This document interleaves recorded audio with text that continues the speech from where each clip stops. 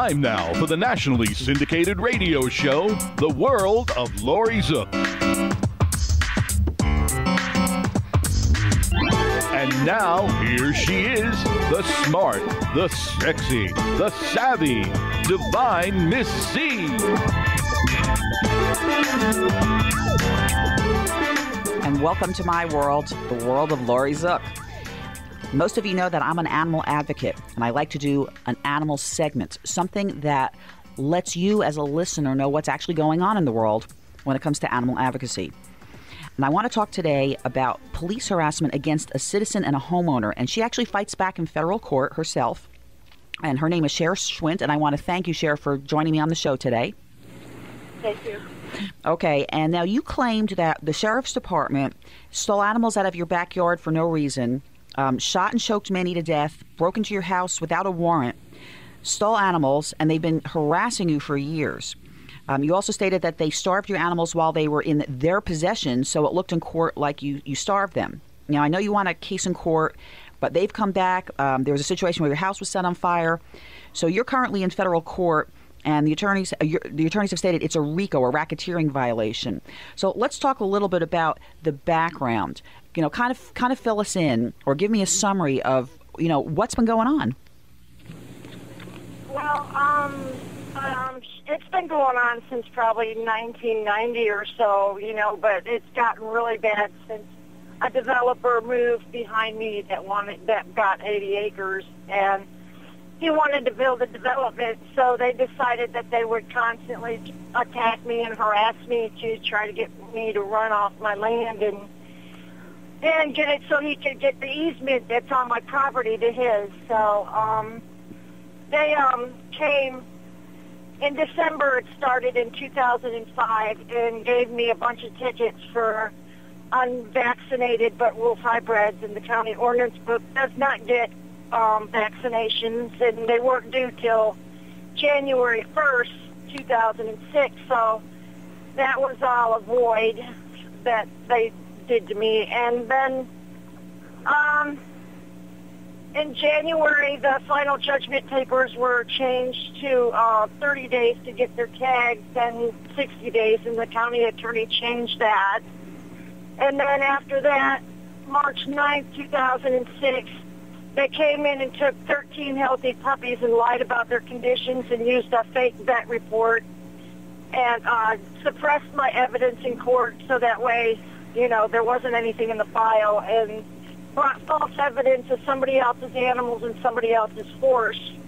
And came out December 20th or March 25th, 2006, they came out and shot all my 29 animals in my backyard for no reason at all in front of me, and my kids lived here and grandkids, and that was pretty crushing, to say the least. And then September 2nd of 2007, the judge gave me 2, and I wondered why 2, because they never charged me with a crime. He gave me 2, and they came back and broke into my house while my mother was inside and chiseled out the door lock, and were chasing my 2 out of my yard when I pulled up. And I asked them if the front door and garage was open, and they said they acted stupid, like they didn't know. Well, of course they knew. My mother couldn't walk because she just had surgery with a metal pipe put in her leg and her hip. So then, after they got away with that little stunt, then they came back February 20th, I believe, and stole my animals in my back room. But just before that, actually, September of 2010, it took them 2 weeks to write up a report over my animals. Supposedly, they claimed was 3 large wolves attacked this lady's sheep. So when this happened, I went to her house with my daughter, and this lady never even had any sheep. There was no investigation from animal control or the sheriff's department, so they knew it was a plot. Okay, so I'm gonna jump in here for a second here. Now, you're in Florida. What town are you in Florida? Excuse me? Where are you? What town? I'm in Hernando County, Brooksville. Okay, so you had stuff going on, ongoing for quite some time. Why do you think that you've been singled out? And is this happening to others that are in your area? Well, it's happening to everybody because, see, right now, they're going around doing these raids to profit off of somebody else's animals, and they're lying about the victims. And people are dying of heart attacks, and children are traumatized. And I've been fighting this since, like I said, 1990. I've been picking up information from animal control all these years. And after they did this to me, this last stunt, by breaking into my house, taking my 3 dogs that weren't wolves, that was documented to prove that Deputy Kramer lied in court, and under oath on a sworn statement, the sheriff backed him up and covered for him. So I just have no respect for the law anymore, for our civil rights. So I sat there and went federal because, you know, enough is enough already, you know. I mean, they've destroyed our family and set this place on fire where my house was burned, where my bedroom was, my RV, my cars, my vehicles. I lost everything over this. Tell me about the federal court case. You initiated a federal court case, correct? Yes, I've had to do that myself, and it's probably been in there the longest, but I could definitely use some help. You know, so to fight them because, you know, it's just wrong. It's wrong that they're getting away with this. I mean, they've done it to so many people that I knew. I was a witness to all of them. Now, are you trying to get a class action started? Yes, I am, and I also, you know, caused Rubio to start talking because Marco Rubio told Alice Holt, but she just got attacked again another couple days ago.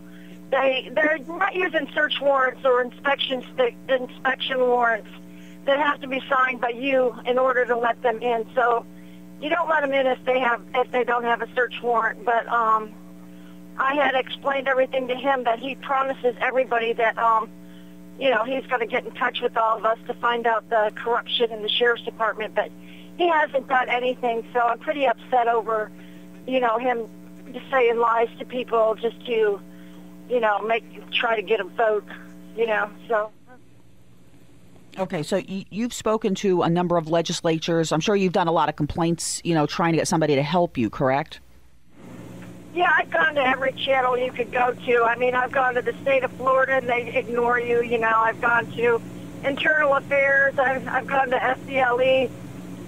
I've gone to the governor, Charlie Crist. He wrote me a letter and said he hopes commissioners settle this. And I've been trying to get them to settle out of court because if they don't, I have a lot of ammo against them that will probably lock up a lot of people. All right, so you're handling the federal court case by yourself. So now for someone who's listening to the show, you know, what can they do if they're in a situation like yours and they're being harassed? What do they do? Maybe they can't afford an attorney. Can they go to court themselves and file at the state or federal level? Well, yeah, federal court is all basically at your house. You know, you just switch mail back and forth. But if anybody needs help with it, I can definitely help them with it because this has really gone too far, you know, with the raids. It's just destroying everybody's life. And I warn people not to move here, you know, because, it's, you know, my children haven't even came back to my house since 2006, and my grandchildren, and that really hurts, you know. Yeah. Now, you had mentioned to me several weeks ago something about getting a sanctuary designation. How can define what a sanctuary is, and how do you get a sanctuary designation? Well, a sanctuary, you could just go to the IRS online. It's all free. If they ask you for any money, then it's a fraud. You can get an EIN number and stuff like that. But to arrest you is one thing. A sanctuary is another. Actually, a sanctuary, they're not really even allowed to bother a sanctuary, even though they do. But you have more grounds to sit there and do something against them if they go into a sanctuary than arrest you. All right. Now, if someone's listening out in Radio Land, and maybe we have some attorneys that are listening, what is it you're looking for as far as help? Just anybody to really do the paperwork because they expect you. It's almost like knowing Spanish, English, or not English, Spanish, French, and German all in one day. I mean, a regular person isn't going to understand what the courts want, and you have to turn into an attorney, like as in Pronto, to understand what they're saying, and it's pretty hard. Well, it sounds like it. There's got to be a lot of paperwork involved. Well, yeah, it's basically just writing your story, you know, and then Then later on, it gets a little technical. I found out that we don't have due process, even though they take your animals, like Kevin Callahan said in Washington, D.C., and DOJ. He said in 2006 they took my animals without due process. They have to return them. And did they return them? No, they did not. And when I had my last paperwork, the judge said I didn't get due process because I didn't say that I loved my animals or the value. But, you know, when you're doing court papers, you don't put emotions on these papers. So I did have a value on my animals, and I did love my animals. I wouldn't be fighting all these years if I didn't love my animals. Animals are like family. Right, I understand that. Now, how can somebody contact you if they want to get a hold of you? Well, on Facebook, I go by Shawnee.Niki, N-I-K-I. It's spelled wrong. It was a typo error. But anyways, I go by looking through Wolf's Eyes, which was the top 20 website in the world back in 2006. But I go through looking through Wolf's Eyes or Shawnee .Niki. Nikki actually is what it says, but and Facebook. Or my number's 352-293-5866, and they can call me at any hour. Okay, very good. I want to thank you very, very much for joining me today. I'm hoping that you do get some help. I'm hoping somebody out in Radio Land is listening to this and maybe can help Shar Schwindt with her federal paperwork, because this is an example of where something's gone terribly wrong. And sometimes, you know, the citizens need the help against the government. So again, thank you very much, Shar, for joining me today. Oh, thank you so much for having me. You're welcome. And we'll be back in just a moment. Our highly competitive and hectic world is fraught with dishonesty and challenges. Critical decisions must be made on a daily basis with accuracy when substantial assets are at risk. When you are confronted with a decision point involving opportunity and risk, consult with Sharpline Investigations, statewide experts in due diligence, investigations, and litigation support. Sharpline's professionals work with clients to conduct interviews, deep background investigations, and develop facts and intelligence related to litigation. When circumstances require confidential and expert fact-finding, turn to Sharpline Investigations, the statewide leaders in investigations and risk mitigation. Visit sharplineinvestigations.com or call 855-394-0042.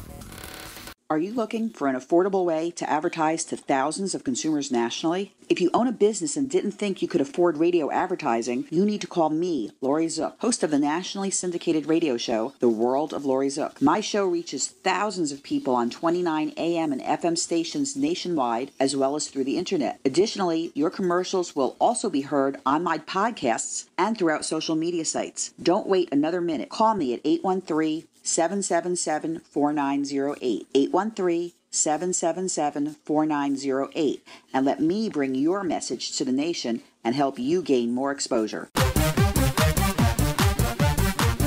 And welcome back to the World of Laurie Zoock. I have two great guests coming on now. I have Paul Fowkes and I have Ryan Hasanbasic. They're from the Disparity Law Group, and they cover debt collection. Why do I want to talk about debt collection? Because, gosh, so many people call up and say to me, hey, I've got somebody threatening me with pre-legal action or legal action, or, you know, they're crying because they're calling their family members, and they're doing all different types of things. And most people don't realize that there are actually laws to protect the consumer. So we're in Florida. There are both federal and state laws. So I want to welcome both of you guys to the show. And let's actually start with that. What are the laws? Can you explain what the federal and state laws are pertaining to debt collection? Sure. Thanks for having us, Laurie. You're welcome. There's a federal law. It's called the Fair Debt Collection Practices Act. And then there's kind of a mirror Florida law called the Florida Consumer Collection Practices Act. That basically protect consumers against a number of different unscrupulous debt collection practices. You know, it covers everything from harassment to calling third parties about your debt to, calling after you've told them to stop to, it covers a wide variety of things, but it's pretty encompassing. All right, and what happens if if you have a client, can you let's do it this way. Can you share maybe a client story without their name, maybe a case where they were being harassed, and then kind of walk through the process of what happens once you as an attorney take a case on? What happens? Sure. So, for example, one lady had called us up, and the situation was that she had this old debt. It was about 10 years old, and it had been passed down from debt collector to debt collector, and the collectors that had it were calling her work and talking to her boss and telling her boss that that basically they were going to sue her, and she was going to have a criminal complaint against her, and and it went on for months. We got involved, and there's a number of different laws under the Fair Debt Collection Practices Act and the Florida Act that protect that type of behavior, or make that type of behavior illegal. And so we got involved. We brought claims against that debt collector. Ultimately, got the case, the debt itself wiped out, and got the consumer some money in addition to having all of her attorney's fees and costs paid for by the debt collector, which is an important thing under both acts. Consumers don't have any out-of-pocket costs to bring them. So Congress has stepped in and said, this is a consumer protection law, and so if the consumer brings a claim and they prevail against the debt collector not only has to pay statutory fees to the consumer, but the debt collector has to pay all of the consumer's attorney's fees and costs so that it doesn't cost the consumer anything to protect him or herself. Gotcha. Now, is there ever a situation where the consumer can get punitive damages? Maybe they're really making their life miserable or not? Yeah, so under the Florida Act, it's possible to get punitive damages. It's pretty rare, but what you would get in place of punitive damages generally are called actual damages. So the Act provides for statutory damages, which are up to $1,000, just for any violation. It can be a technical violation in a letter. They used a word they shouldn't have. Those are statutory damages. If the debt collector's act or actions cause the consumer actual damages on top of that, those are recoverable. Example of actual damages would be, for example, in this case, if the debt collector had been calling the employer and the consumer gets fired because of it, what he or she was paid, their salary, until they find a new job, those are actual damages, actual out-of-pocket damages. So those are recoverable as well. If the debt collector's actions are so significant that it requires, the consumer to have therapy or anything like that, any significant emotional distress, those are additional actual damages. So punitive damages, while possible under the Florida Act, are rare, but actual damages are certainly recoverable. Gotcha. All right. Now, talking about the letters, can you explain what the mini Miranda is that's supposed to appear on the letters? Sure. So it's basically some language that you'll see usually at the bottom or on the back of debt collection letters that's sent in the first debt collection correspondence from the debt collector. And basically what it is it's informing the consumer of their right to dispute the validity of the debt. And often what happens is debt collectors try to place that language in as hidden a spot as they possibly can. And in some cases have talked about that. They've said that that language has to not only be in there, but it has to be conspicuous, or it has to be easily readable and seen by the consumer. So it's just simply language that's in there to inform the consumer that they have rights to dispute the debt. And actually, as a practical point, the consumers, if you get a letter, a collection letter, you probably should dispute the debt. You should, because what it does is it makes the debt collector actually provide verification that what they're trying to collect is legitimate. Right, because it's not uncommon for a debt collector, if they can't collect after a couple of years, to sell it off to another debt collector, and then that cycle goes on. So let me ask Paul a question. What is the statute of limitations on debt? What does that mean to a consumer? The statute of limitations, well, that means that if the debt has, for instance, in the state of Florida, the statute of limitations for breach of contract is 5 years. So if the actual debt falls outside of the 5-year statute, the debt collector cannot threaten that they will actually file a lawsuit against the debtor or the consumer in that regard. So, okay. Sorry. No, that's all right. I was going to say, so if somebody's listening to the show and they're getting calls and they're being harassed by a debt collector, what should they do? Should they record the call? Should they write it down? What do they need to do? Well, they can't record the call because in the state of Florida, you have to have the other party's consent before you actually can record that person, and that would be a criminal offense. So definitely don't record them unless you have that person's consent. What they should do is actually keep a call log, like a diary of sorts, write down the date, the time, the telephone number that the call is coming in from, and write down the debt collector's name, the company's name, and write down just basically everything that was said during that particular call. And also, if the call's coming in and on your cell phone, make sure you take a snapshot of the caller ID to make sure you have proof that call came in. All right. Now, what about the robocalls or the auto calls where a debt collector, keeps calling the same person, but it's a machine, and then it'll, when you answer it, it'll say, if you are John Smith, press 1, and if you are not John Smith, press 2. But you get them day after day after day, and you can't stop those calls. What happens? What can you do? Well, that is a good question. There is a Telephone Consumer Protection Act that may protect the consumer in that regard, but then you'd have to look to see whether or not the consumer actually provided consent for that particular collector or robodialer, whoever's calling on the other end, to call that particular number.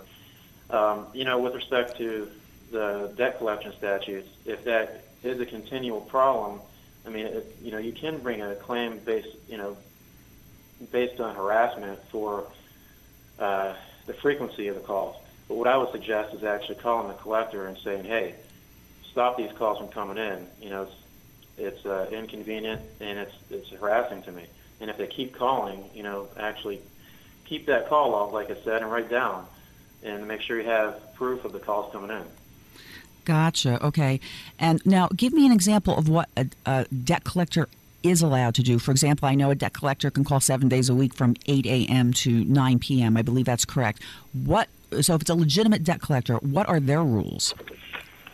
Well, listen, a debt collector is allowed to try to collect legitimate debts. The whole purpose behind the Fair Debt Collection Practices Act is that the practice of debt collection had got so bad that Congress had to step in and create laws that force collectors to treat consumers with dignity and respect. Those words are actually in the legislation that created the act. Now, I have to just jump in here for a second. I'm sitting here with Jeff Collins, my studio manager, and he's laughing because the dignity part, most of them, well, maybe it's 50-50. Do you find that most debt collectors have the dignity when you speak to them, or no? There's some that are getting better. Some of the big ones have really taken the FDCPA to heart, and they've really invested some time and money into training their people. Some are better than others. There's still a lot out there, though, that their main purpose is just to get money however they can, and that sort of intent has gone by the wayside. I have to share a little story. I know someone who years ago worked for a debt collection company, and he told me, and I don't remember which company, but he told me that they had a couple of people that went into separate rooms, and that they were actually trained to to call people up and say, you're a liar, you're a cheater, you're a thief, you're going to I'm going to come to your house and beat you up and take you to jail and send the sheriff on you. And that was actually something that the firm had these people to do. So that's entirely illegal. Do you find that when you are dealing with companies, when you take on a client, do you find that which companies tend to be the ones that are the offenders? Does it tend to be the same company or companies? Sure. I mean, we've dealt with a number of different debt collectors, and we definitely can tell which collectors have a propensity to be more harassing than others. So yeah, I mean, certainly there's bad apples. Now, what happens if you are speaking to a debt collector? Can you say, at least in the state of Florida, because you can't record them without their knowledge, right? So can a person say, hey, I'm going to record this call back? Or what happens? They usually hang up or once you say that? Yeah, they're probably going to hang up on you if you do that. Yeah, it's amazing. Is it a good idea if somebody's handling a debt collection call from the consumer end, and they speak to a debt collector, to put them on speakerphone so that somebody else that's with them can actually hear that call in the event they are harassed? Would that serve as a witness? If the consumer is okay with that, there's not a problem. Essentially, the consumers kind of, by doing that, they're voluntarily giving up their third-party rights, because they're the ones that are subjecting a third party to the call. But certainly that person would be a witness to what the debt collector said if they say anything harassing, and that might not be a good idea. That might be a good idea if the consumer's okay with it. Gotcha. And any advice that you guys would give to somebody, other than what we've just spoken about, any other advice that you would give to a listener who's being harassed? Like, how do they find, if they're not in Florida, how do they find a reputable attorney to represent them? Yeah, I mean, you go on the internet and find an attorney. I mean, our website is floridadebtfighters.com, and and WeSueDebtCollectors.com is another website that we have. But you can certainly find an attorney through the web. But as far as advice, really two things are key. Whenever you get letters from debt collectors, keep them. Don't throw them away. Because the attorney's going to want to see everything. And like Paul said before, whenever you get calls, keep a log of what happened. These cases come down to us establishing what happened. And if the consumer comes in with just kind of vague issues that debt collectors have been calling a lot and they've been rude to me, that's not enough. So really keep documentation of what's going on. Right, and they should probably, like you said, send in the letter to dispute it to protect their rights, because after 30 days it becomes more of a difficult situation? Yeah, I mean, after 30 days, the debt collector doesn't have the legal requirement to provide verification. So they waive their rights if they don't do that. And oftentimes the actual collector cannot verify the debt, so they'll just quit collecting on the debt. They'll try to sell it to another debt collector, pass it on down the line. Gotcha. And I got one more question. What happens if the debt collector has never sent a letter to the consumer, and then the way they find out is that it's on their credit report when they're going to buy a house, but they've never received a letter? Is that considered trying to collect the debt by harming them by putting it on their report because they didn't get a letter initially? There's very little law on whether or not just putting something on a credit report constitutes a debt collection communication. There's at least one case that we found that says it does, but probably the best idea for the consumer, if the consumer wants to get to the bottom of it, is when they see it on their credit report, call the debt collector, find out what is this, what's this all about, and get more information about it. If at that point the debt collector starts calling or starts sending them letters, keep all that stuff documented. Gotcha. All right, and I want you guys to give out your phone number, because for people, you cover all of Florida, correct? Yes. Okay, so why don't you give out your phone number in the event that somebody wants to call you, they're being harassed by a debt collector? Sure. Our phone number is 813-221-0500, 0500. Excellent. I want to thank you guys, Ryan Hasanbasic and Paul Fowkes, for joining me today. I'm going to have you guys again on a future show, okay? Sounds good. Thanks, Laura. You're welcome. All right, we'll be back in just a moment. Are your credit reports a mess? Are debt collectors hounding you? Maybe you're in foreclosure or headed towards foreclosure and don't know where to turn. It's time to stop panicking. Take back control of your life. Make the first step by calling Credit Education Consultants today at 813-500-6064. That's 813-500-6064. Mention the word radio for a free 15-minute consultation. Don't delay. Call today.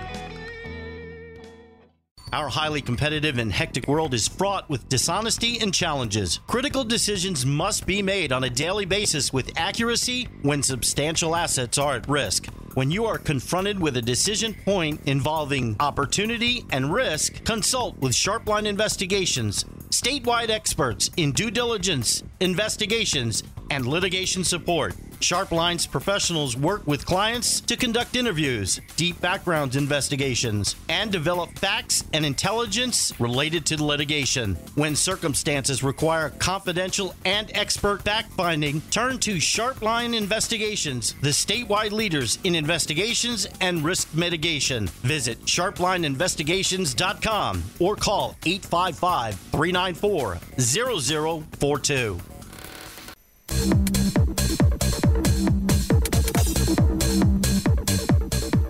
And welcome back to my world, the world of Laurie Zoock. And I just love doing the show because not only is it fun, but I get to have great guests on the show. And I have with me Bob Williams, and I also have Jeff Collins in studio with me.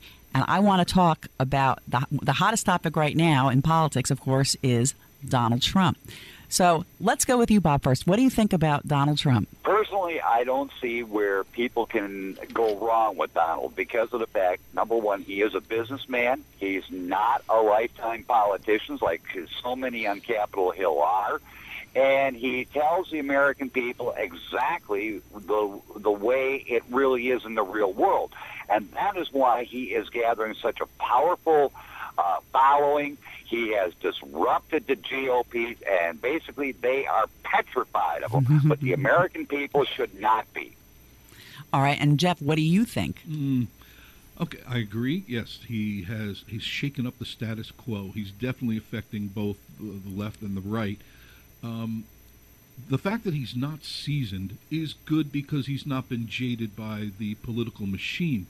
My concern is that if he becomes president and he's in that powerful position, what would happen if he starts doing his typical Trump, you're fired to the North Koreans, you're fired to the Chinese, and start the markets tumbling because maybe the decisions he will, even if he just announces that he's going to do something cowboy wild, could cause tumbles in the market and attitudes across the world would be shook by him. My question to your guest is, isn't that the same tactics that was used by Ronald Reagan during his era? He went after Russia, and what happened shortly after? The wall came down. Ronald Reagan used very similar tactics. He depended on a strong military, never used it, but built a strong military, a very strong military presence. Donald Trump, his intent is to do the very same thing, use the very same tactics as Ronald Reagan has. Donald Trump is also doing the very similar in Reagan in that when he announces a projected policy he would like, it is coming out a little bit here, a little bit there, the exact same thing as Ronald Reagan did. People loved Reagan then. They thought he was just an actor. He became a very good president. When you come to Donald Trump, he's a businessman. Will he make a good president? Yes.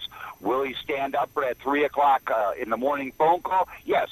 He'll probably say, do it and go back to bed. Right. Well, one of the things I think too, and listen, I like Trump a lot. I think the business acumen that he has is excellent. And also, I understand kind of what Jeff is saying here in that people might be afraid because he is just so outspoken. He's so to the point and so blunt. He's not politically correct, which is in a way why we like him. However, in matters of, say, war in the military, you have to be a little bit more cautious. Now, if he were elected president, and he's in office, wouldn't he have advisors or people that would be helping him? Sure, every president has advisors, but the final decision falls on the president himself. And I honestly believe with Trump in the White House, you're going to have North Korea, you're going to have Iran, you're going to have Pakistan, India, all those that have nuclear capabilities or are considering nuclear capabilities. They're going to stand back and go, wait a minute now, this guy is not afraid to show his muscle, and he's not afraid to use it. Donald Trump is a businessman. He knows how to negotiate. He's already said he's been against NAFTA. We already know that. Trump is going to go in and come out with something America can grab a hold of and say, yes, we're finally doing the right thing. You have people right now around President Obama that Donald Trump has already went after. During the Iranian negotiations, at a very critical point in that negotiations, where was our Secretary of State? He was out riding a bicycle in a race and broke his leg. He should have been at that table. And Trump will make excuse my language, but will make 100% certain the right person is there, and they're not leaving that table until the contract is signed. Gotcha. Now, I want to go back to the debate that was on recently where Brett Baier did that little stunt where as soon as you saw him say, raise your hand if you're not going to support whoever becomes the Republican candidate and are considering an independent. I'll just tell you my feelings when I saw that. The first thing I thought was, oh, my God, this is a setup from the get-go.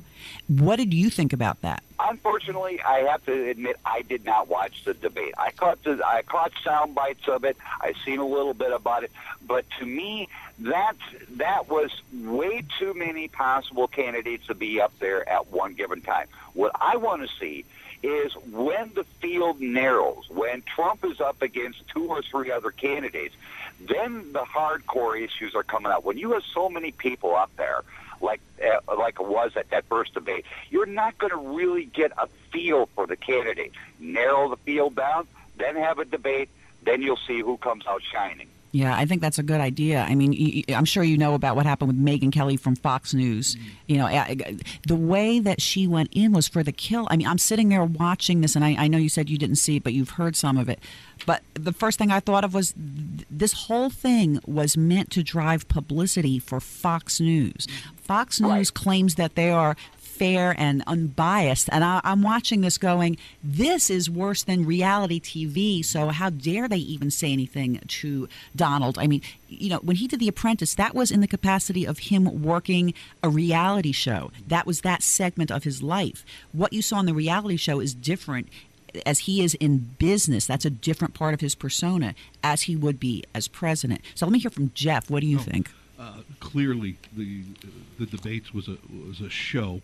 It was built for Hollywood, and I don't think Megyn Kelly is very professional because she was focusing in on talking about how Donald Trump told women they're fat, ugly. This was supposed to be a debate about who's going to become president, how they're going to get America back on its feet, and they turned it into a TMZ reality show, something for YouTube hits, and it wasn't based on any facts. It was based on innuendo. All of that is you said this. It was he said, she said. I didn't hear what I needed to hear. And I think we'll hear that after we start weeding out the weaklings. And once the deadwood is picked out of the people that are running, what are we up to now? 16, 18 people now running? And you got Biden ready to throw his hat in the ring. I mean, all these guys are getting in. Obviously, Hillary is not going to get the nomination. I don't think so. No, because she's really now dead in the water. There's nothing that can resurrect her out of there. Not even Lazarus can bring her out. She's done, so they have to have someone else. And Biden, come on. You can't really think that Biden could run this country. So they have no one. The Democrats have no one. So which I'm glad about. They've got one very, very powerful candidate. Although I may not completely agree with his politics, because in some respects people classify it as socialism, and that's Barry Sanders. Sanders, he is drawing the people on a very, very small budget. He is getting his message out, and that is something Hillary's falling flat on her face doing. The thing that mainly is stopping her is all these emails. And then you have the possibility of Joe Biden going in, throwing his hat in. There again, he is going to be going in on the coattails of other politicians. He's never really ran a campaign totally on his own. I mean, if you look at his history, the only time he got into politics or has decided to throw his hat in the ring is his son had passed away. And then there was the issue when he ran for the Senate. His wife passed away. That's Biden's history. He's a laughable candidate. Will he make a good president? No. Will Hillary Clinton make a good president? If she can get past the email issue, she'll be a viable candidate, but she will not make it to the White House. The only candidate that I see on the Democrat side that could make an impact is Sanders. It would be a great campaign if you had Trump and Sanders running against each other. That would be one hellacious debate you're going to have. Right. Now, who do you think, if Donald Trump were to win, who do you think he will pick for his vice president, to run with him? Do you think it'll be Sarah Palin? No. No. You guys are all laughing. Who do you think it'll be? Rosie O'Donnell. Rosie O'Donnell. Yeah, I don't know. I don't think so. To be honest with you, I don't know. But I do know that when he starts getting his cabinet together, names like Warren Buffett are going to start appearing. If you look at Warren, businessman, where a better place to put him? Somewhere where he can use his talents. The thing is people forget that so many of the billionaires in this country once said, we'll pay a little bit of our income and we'll literally pay off the debt. People laughed at that. Mm-hmm. And Trump said, look, I can get all these people together. We'll pay off the national debt. Right. And now look at Trump today. He is not taking corporate money. He is only using the money from middle-class America, the hard-working, blue-collar individual.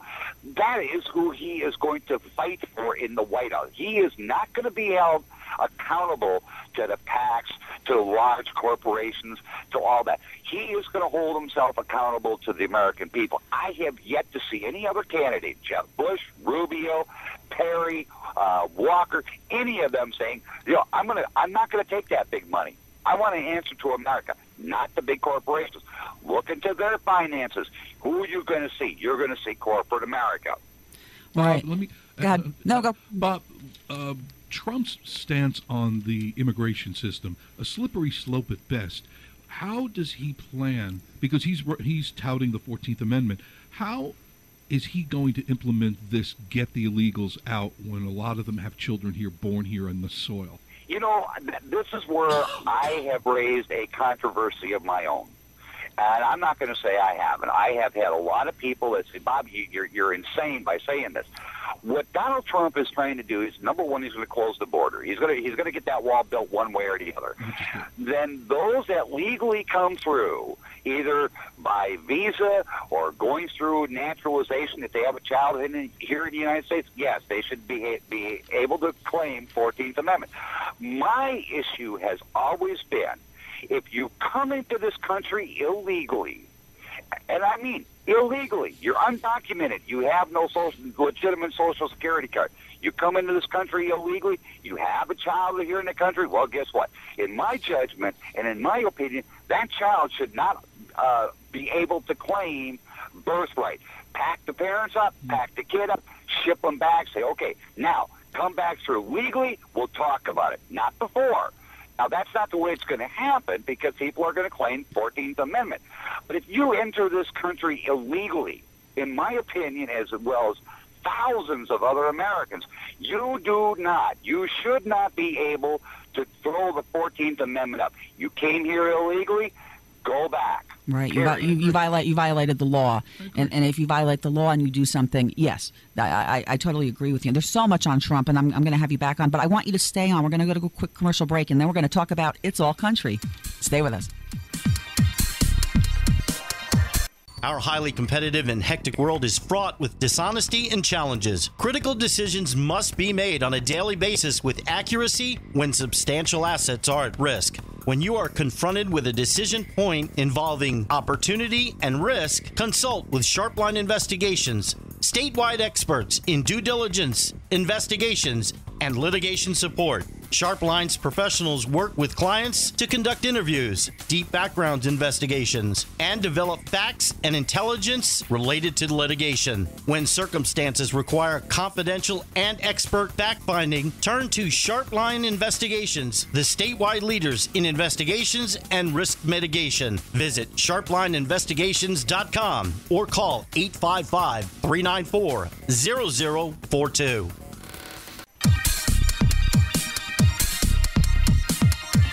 And welcome back to my world, the world of Laurie Zoock.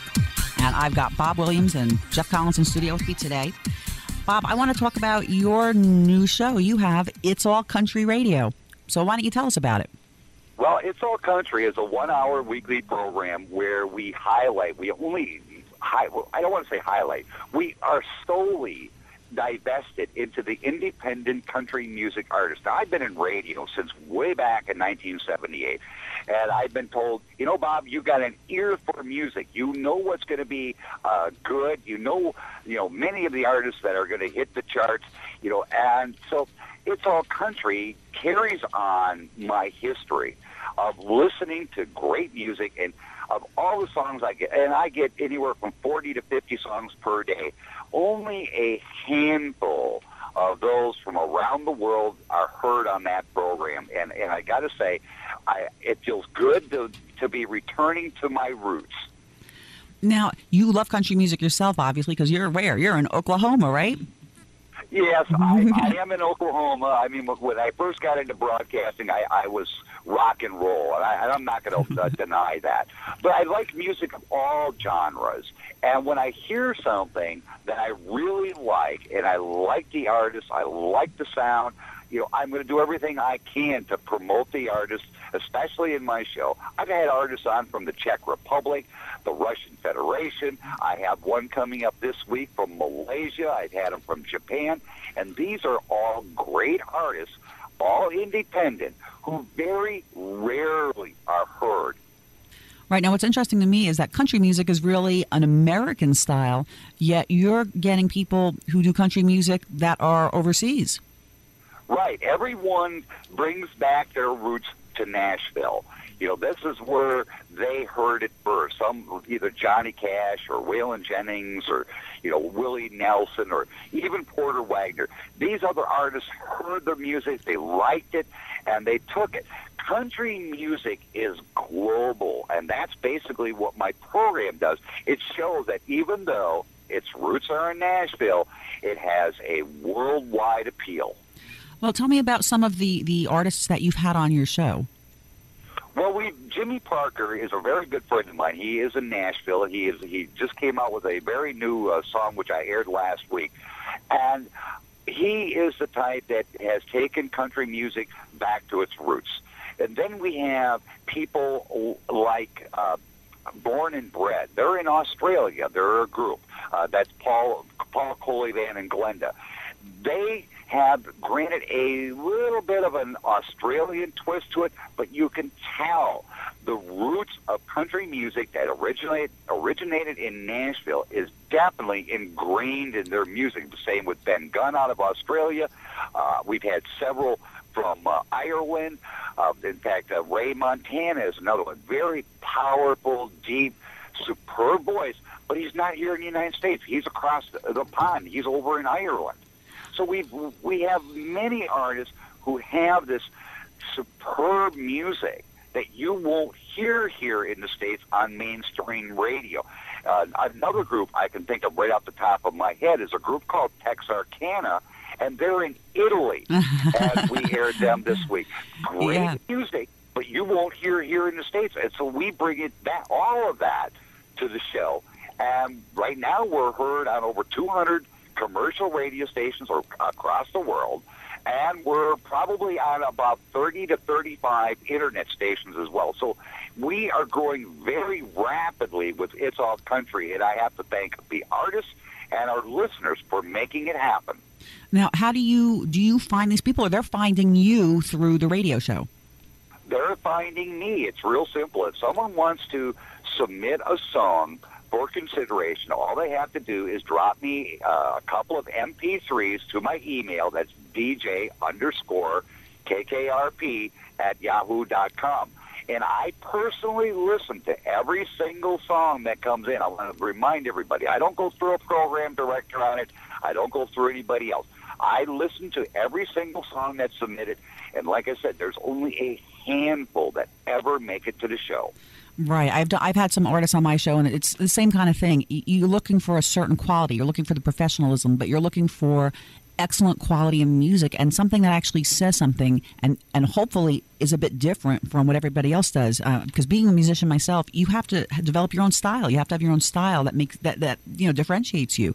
So I'm assuming that that's sort of what you're looking for when you're evaluating the songs. Yes, that is exactly what I'm looking for. Way back in my heyday, I was playing Quiet Riot before Quiet Riot became a household name. I was playing Heart before Heart became a household name. That's what I listen to. I listen for something that's unique, but yet has a listener ability, is what I call it. If it's not listener friendly, I'm not going to air it. I've had some artists, I swear, and I'll put that on a stack of Bibles, don't give up their day job. They're that bad. Yeah, well, I think you when you listen to the song, you can tell, because again, whether it's a solo act or whether it's a band, there's something to it when you can just hear that it sounds right. You've got some of these people that submit things, and I've had the same thing where I listen to it and I go, oh my gosh, what are they thinking? I've had people submit videos and I look and I go, this is really, they're not singing in key to begin with. Right. I've had that happen many times. I mean, there was one artist, I won't mention their name because I don't want to, create any ruckus, but I had one artist that submitted me 5 songs.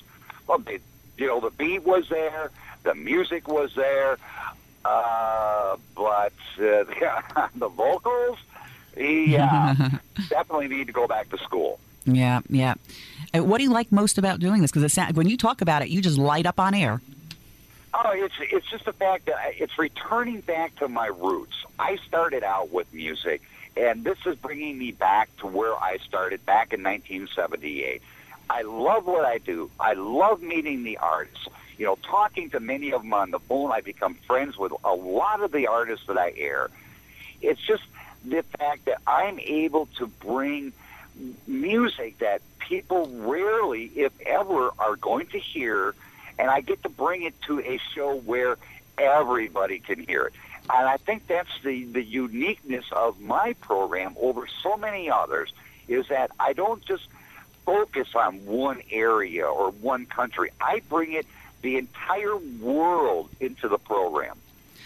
I want to thank you. I kind of call it my musical airliner. Yeah, and I love listening to the show, so I want to thank you for joining me. And one last time, give out your contact information, or how can listeners listen to your show?